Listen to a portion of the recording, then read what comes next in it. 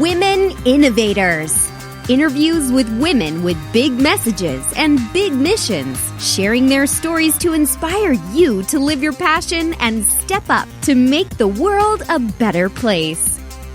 Here's your host, Tami Patzer. Hi, everyone. This is Tami Patzer, and I'm really excited to introduce today's guest, Roma Bajaj Kohli.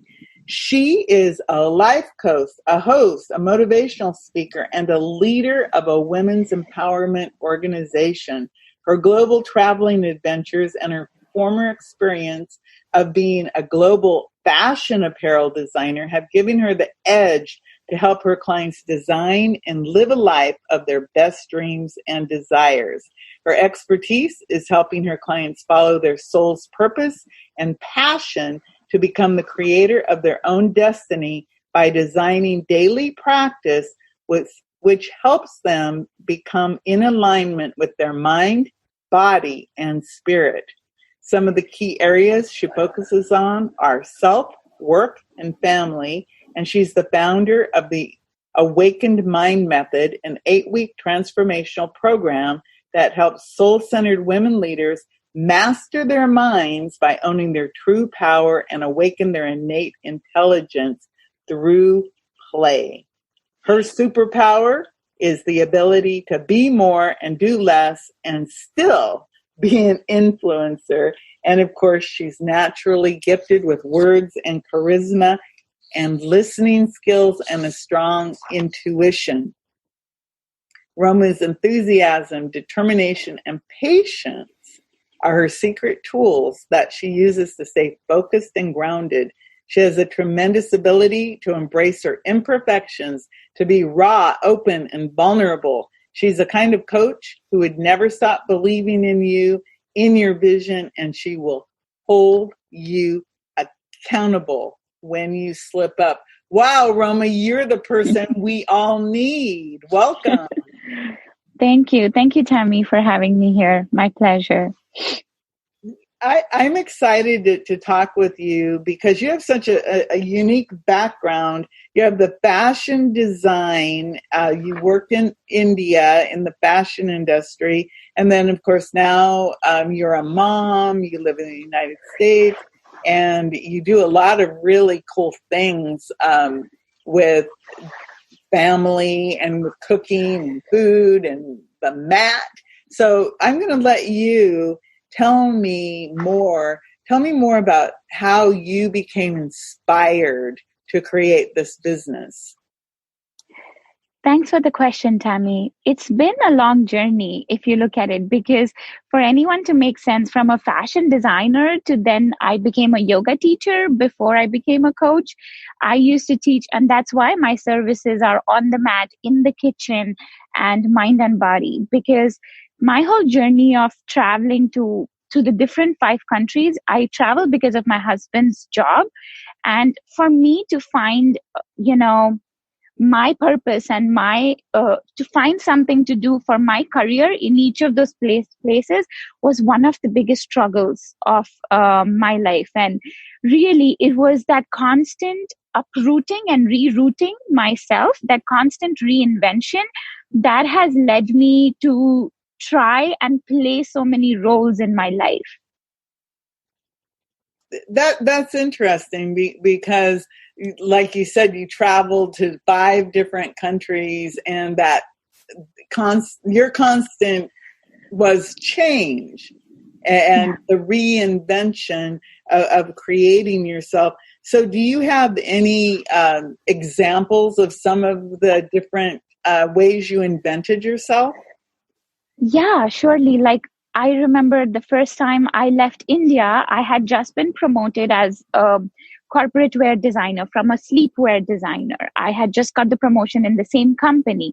And then we went to London, and after 3 months of, deeply looking for jobs, I realized that nobody was ready to give me a job there because they said we needed you to have some fashion study or some background of some certification from London itself. And I was like, oh no, I don't even know for how long me and my husband are going to live here. So I don't know if I have the time to study.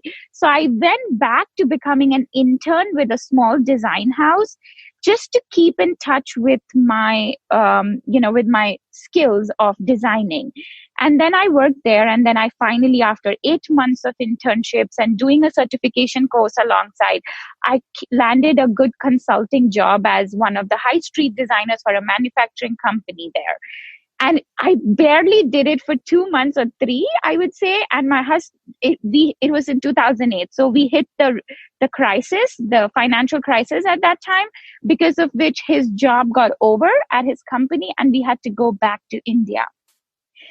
And then when we came back to India again, I was like, I didn't, my perspective had changed. I wanted to do something more than just designing. I wanted to contribute and give back in a bigger way. So somebody introduced me to one of a very good institute in India where I became the guest faculty, where I was a professor in a fashion college. And then that opportunity came in. I think I was in that opportunity for 8 months when my husband got a call to move to Switzerland. And then we moved back again. And this time was a hard challenge because this time when we moved to Switzerland, the language was a barrier. The main language, we were in Zurich, they were speaking German. So it was very hard for me to first pass that, like first learn the language and then find a job, that too in fashion.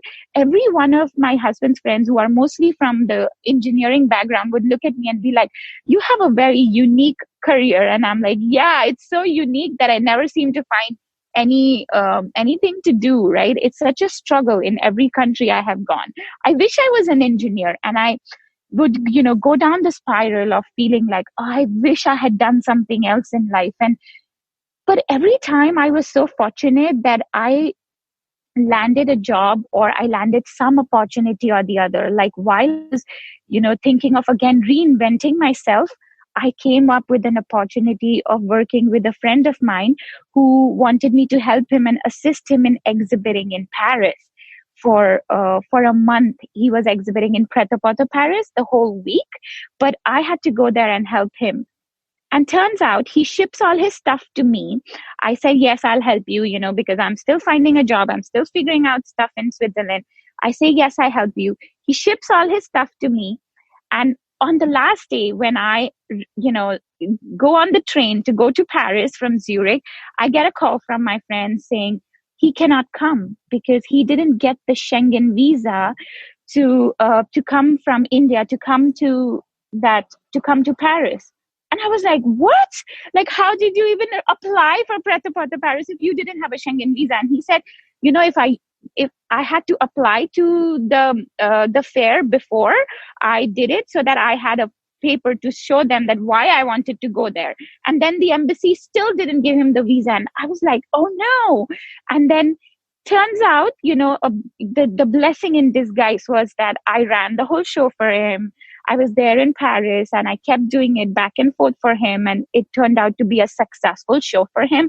And then I turned out assisting him in designing batik and hand printed, batik wear for his company. And it was a beautiful experience because I then got to experience the whole fair and really see how the Pret-a-Porter Paris, the fashion week works and what kind of exhibitors are there. I got to interact with all his clients and give him a good business. So that was an amazing opportunity as well.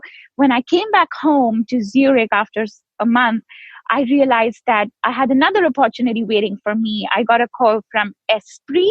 They needed an English-speaking illustrator for Adobe, and I was designing their catalogs, and I got that opportunity. And then I was working for both these companies.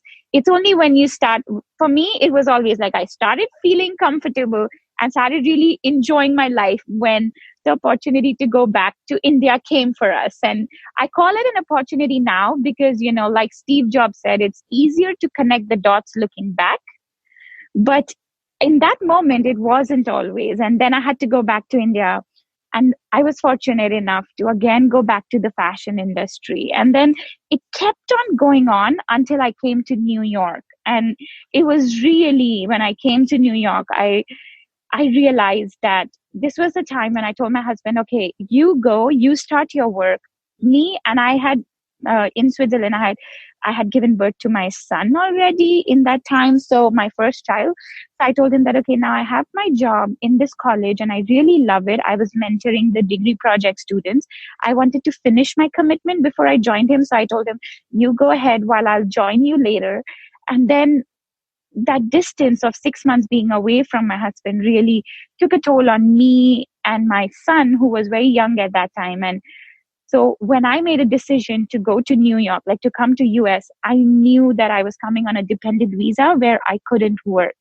So I knew that I was coming either to be a stay-at-home mom, or if I wanted, I could study. And so when I came here, I came with, a plan of someone who always wanted to do something for herself and a career, saying that, okay, I'm going to come here and study. And then I realized when I come here that within 6 months of while I was preparing to give my GMAT for an MBA in fashion communication, I realized I was pregnant with my second child. And then it came the time to choose whether I wanted to, really with the child, if I was going to go to school and then get a job and then go in that spiral of the loan of the education, etc., and not know when I would get my visa to work, or I would just be a stay-at-home mom. And of course, the child stayed. I became a stay-at-home mom for 4 years of my life. And it was really in that 4 years when I started doing the inner work of finding, like, who am I really? Am I really meant to be this fashion designer? And what are all these opportunities of constantly moving to different places trying to teach me? What is life trying to teach me? What am I here to really learn from this life? And while I was home so much, I really developed this passion for cooking. But the only way I would find myself was when I was on the mat. So I would see these two parts of me, one in the kitchen where I would feed my passion and my whole family would, get happy. My energy would light up. And there was a part of me on the mat where, when I would go on the mat, that would really be my time with myself, doing my yoga practice and really internalizing who I was. So it was really the parallels between the two, the in the kitchen, on the mat, that made me find my mind, body, and spirit. And that's how really just taking that journey and over again, I went for a yoga teacher training in India 3 years back. And it was really from then onwards, I realized that it was more than just the yoga practices on the mat. My life was more than just me being in the kitchen. It was a culmination of this whole holistic lifestyle living and designing that really made me and my lifestyle and my work so unique. That is really unique, because most people, like when you said about Steve Jobs, says it's easy to connect the dots up when you're looking back at it, but when you're in it, you're just like floating along. But that really is a beautiful way that your life, it kept constantly changing and moving you back and forth. And then you had children in that. You had the experience of being apart from your husband, and then you were, working as a full-time mom, which is a job in itself. And then to weave all of those things, the love of cooking, and then to realize that you needed that yoga time or the mat time, and then to weave all that together. That really is a fascinating background. So of all of that, what would you say your biggest obstacle or hurdle that you've achieved has been? I think my biggest obstacle before that was the constant state of wanting to do or be someone. It was really in that moment where when I took the time to go to the ashram in India for my training, it was like a 1 month of where I left both my kids to with their grandparents, and my husband was back in US working. I still hadn't gotten my visa, like the visa to work in US. So it was still a time of exploration for me. I think my biggest obstacle was giving myself the permission to pause and to say it's okay. It's okay that you are not doing anything, and it's okay that you are taking this time to figure out what you want to do in life. Who do you want to be? And then once you have all that clarity, you can, love yourself even through that pause where you do nothing and just figure out, and then come on the other side really creating your life and destiny. I think that's really important because right now we're in this unprecedented time when people's lives are, let's just say, uprooted, or they have to stay home. They can't go out to work. When you work with people with your program, is one of the things that you help them to see is it's, like you said, it's okay to allow yourself that pause and time? Yes, that's exactly what. And it's also about sometimes the pause, if you don't take it, you will be forced to take it through sickness. Sometimes we encounter illnesses and we don't realize it, but we've manifested that for ourselves. It's because we are so busy running and not listening to our internal voices, that our intuition, that we don't know how we've manifested that, right?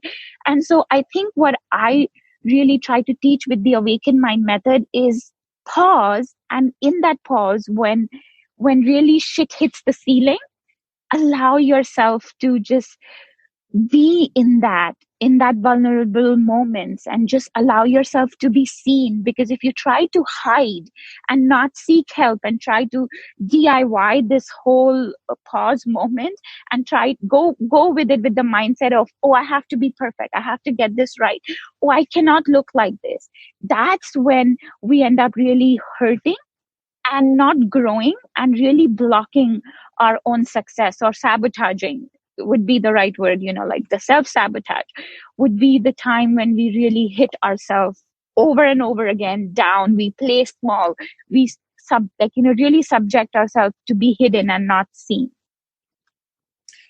That's really interesting, because one of the whole things that I do with my Women Innovators, it's all about helping women talk about their big message and their big mission and to be seen in the world. So that's really fascinating to me. So you go out and do public speaking now? What are some of the ways that you get your message out into the world? Right. So, for me, the first biggest way to get the message out in the world is to be in that uncomfortable position in front of my family, especially my kids, because I think they are the next generation. And I think, no, we know it, that they are the future of this world, and they really need to see that it's okay to be that. That's my first platform of really showcasing my work.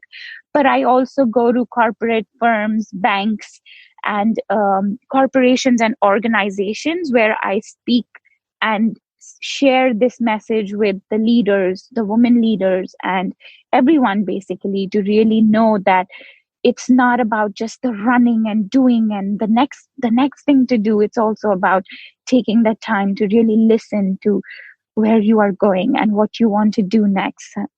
Just that. And I also think that,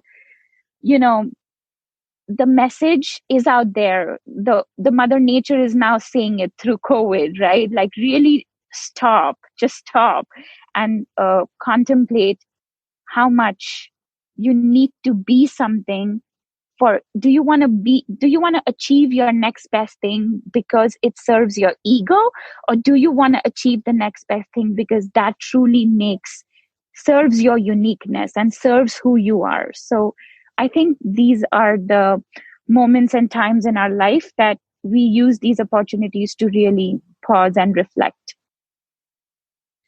I think you're right. I wanted to ask you a little bit more about what you said that you broke you have the food angle, the mat, the kitchen, and mind, body, spirit.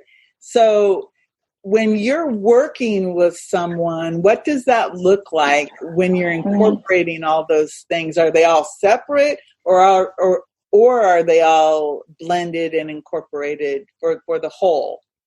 Right. So initially my offering was I used to teach people yoga poses. Like I used to conduct yoga classes in my studio. I had a home-based yoga studio in New Jersey. And then I used to teach them movement practices, yoga practices, along with breathwork and meditation. And then I used to take separate or a combination of cooking and yoga practices, right? So we would do yoga for an hour and then we would go and cook for an hour. So it used to be a 2-hour workshop, the mind, body, and spirit, where we did the yoga practices and then we would do the cooking. But now in this Awaken Mind method, I have a 5-step framework, which talks about, the mindset. Maybe start with the mindset work because I think that's the most important to tackle. And that really came up because when I was working with people on the mat, in the kitchen, and mind and body, the combination, what I really realized is that people constantly kept giving 2 excuses. I don't have the time, or I'm just so busy. Like they both are the same thing. I'm just so busy, doing everything, taking my kids for classes. What they were trying to say when they were busy is that I am not my priority, right? I'm prioritizing everything else, but I am just not being my priority in this moment. And that's fine. We all struggle. We all struggle through that hustle. So really, when I developed this Awaken Mind method, what I'm trying to tell people is now it's as convenient as taking this course online. You can take it anytime, anywhere. But at the same time, I kept my 5-step framework, which is we work with your mindset. It's not about the time. It's about prioritizing yourself. And why do you say I'm busy? It's because you are not finding time to take care of yourself. And it's just not your usual self-care of going to the spa. It's deeper than that. It's really stopping to listen to you. So we work with the mindset, then we work with the mindful movements that are customized for you. When I say mindful movement, I'm saying not about yoga practices. It's a little bit more than yoga practices because there are some people who can do certain yoga poses and there are some people who want to find a balance of, from that hit that they do the high intensity workout to some people say, I can do the high intensity, but I can't do the yoga practice. Then some people say, oh, yoga is for me, but the hit is crazy. What I'm saying by mindful movement is really finding a way to move that feels like motivating and feels like challenging at the same time. It's in between, something that is your comfort zone, but at the same time, a little bit beyond that. And then I work with people through a framework called breakthrough breath work. We have to realize that the only way we can tap into our emotions is through our breath. It's the breath that will give you the signal that whether you are getting into an anxiety, like a panic attack right now, or you are feeling calm and composed. In my yoga school, the first thing they taught us for a week, even before they taught us yoga poses, was learning to master your breath. They said, if you can master your breath, you can master your mind. And if you can master your mind, you know what all you can achieve in this world. So then I work with my clients after the breakthrough breath work. We work with a specialized medical nutritionist about the kind of supplements and diets they are taking in. I do follow the Ayurveda principles of, eating and what kind of food is good for you, what body type are you, and what kind of food is good for you. Really not giving them recipes, but giving them guidelines to work with whatever they are used to eating. How can they enhance that and really make that easier for them, and not like giving them a meal plan as to this is only what you have to eat, otherwise you cannot get the body or the mind you want. And then I work with them with visualization meditation, and these meditations are more like hypnosis, but this is derived from yoga nidra, where you are forced to tense and then go into relaxation And through that relaxation, tap into your subconscious mind and really change your belief systems that you have been holding on to for the past, I don't know how many years of your being. So those are the 5 items that you work on. Wow, that sounds really phenomenal, and it's very deep, but at the same time, it's very educational. To me, it's like, I want to learn that, you know, because you want to learn how to do that. So with this, who would you say you work with the most right now? Right. So for me, I think it's the perfect example is a busy working parent, because they are the ones who say that, you know, they are the time-starved people. And I think they are the ones who need this the most. It's because we are the sandwich generation, you know, someone just like me. We are the sandwich generation. We are the generation who are not just taking care of the oncoming generation, but we are also, you know, supporting our parents in some ways and forms.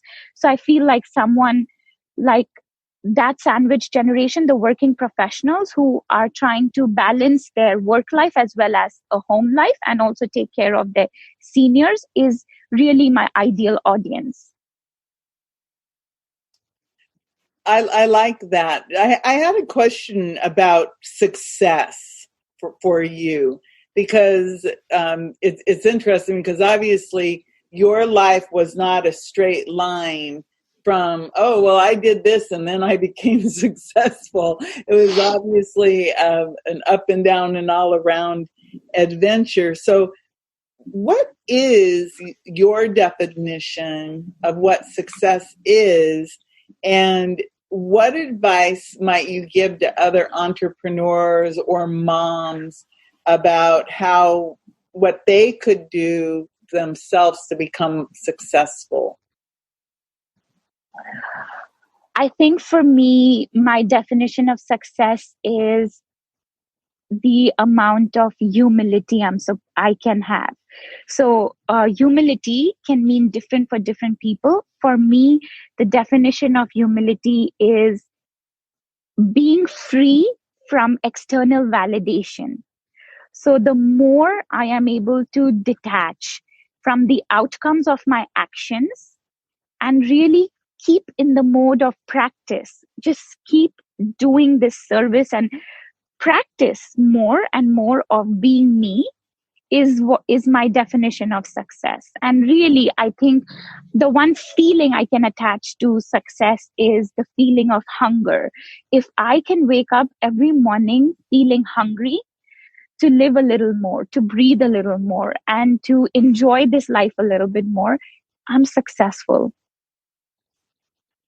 Wow, that's actually a beautiful way to put it. And I don't think that most people think about that, to be hungry for a little more joy or a little more happiness, and to keep moving forward. I understand that you've written a book, and how do you typically reach out to people?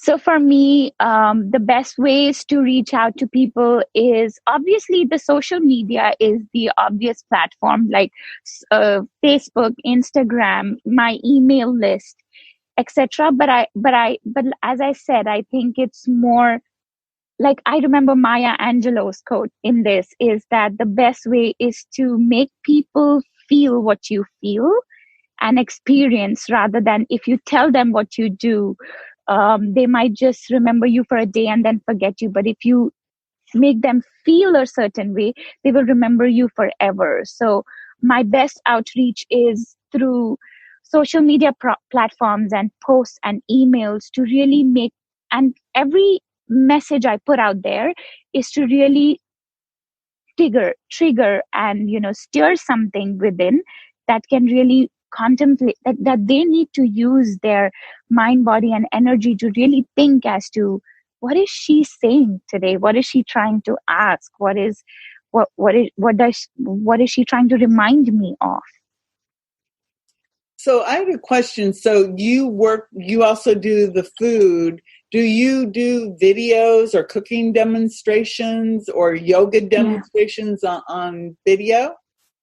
So I usually I do a lot of, so not too much cooking videos, but I do a lot of, teaching people how to do breath work, meditation, and yoga movement practices, definitely. And I talk more about food for thought versus food in the terms of what to cook, because I think a lot is already out there about what to cook.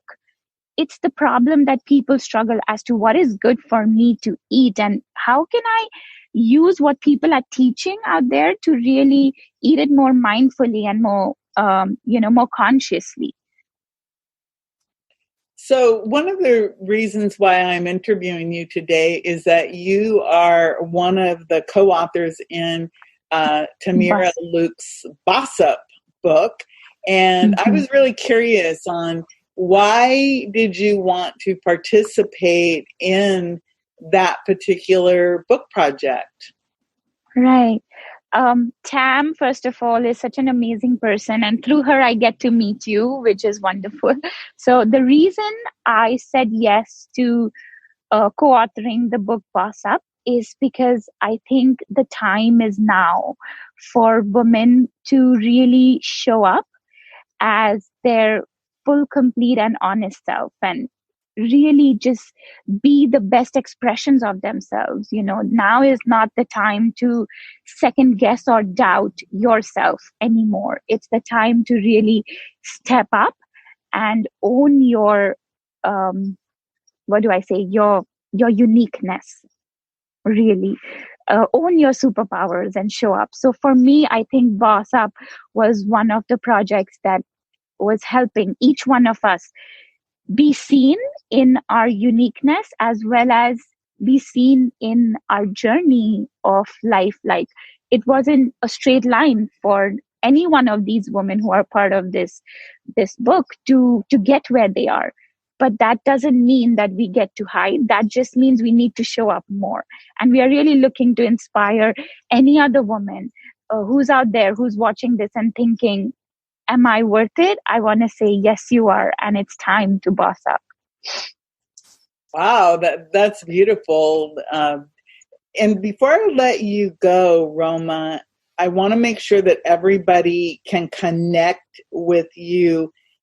What is your best website address and best way to connect? So for the best website address is www.wellnessbyroma.com. And the best way to reach to me is on Instagram at wellnessbyroma.com. And also my email, anyone, is revive@wellnessbyroma.com. Wellnessbyroma.com, and that's ROMA, everyone. So yes. That is really phenomenal. I've really enjoyed listening to everything that you've talked about, and I'm sure that we could keep talking all day long. So I just wanted to, if I forgot to ask you anything about the Awakened Mind method or anything, is there anything else that you'd like to leave our audience with before I let you go? Yeah, it's just that I'm offering a 1-hour free epiphany call. I call it the epiphany call because for people who are interested in the Awakened Mind method, I call it the epiphany call because I think that it is a way for you to see what is holding you back and really get an aha of, that's what I do to myself all the time, and help me and help yourself, call you out on that and say, now is the time to really boss up and take this leap of faith or the next step. Well, thank you. So everybody, Roma is a co-author in Tam Luc's or Tamira Luc's new book called BossUp, and you'll be able to read that soon. And I really, really enjoyed this, Roma. Thank you so much. Thank you, Tami, for having me. It was really an absolute pleasure to talk to you. Everyone, This is Tami Patzer. Go make it a beautiful day. You've been listening to Women Innovators with Tami Patzer. To learn more, please go to womeninnovatorsradio.com. And please do subscribe and share to spread the big messages and big missions to change the world.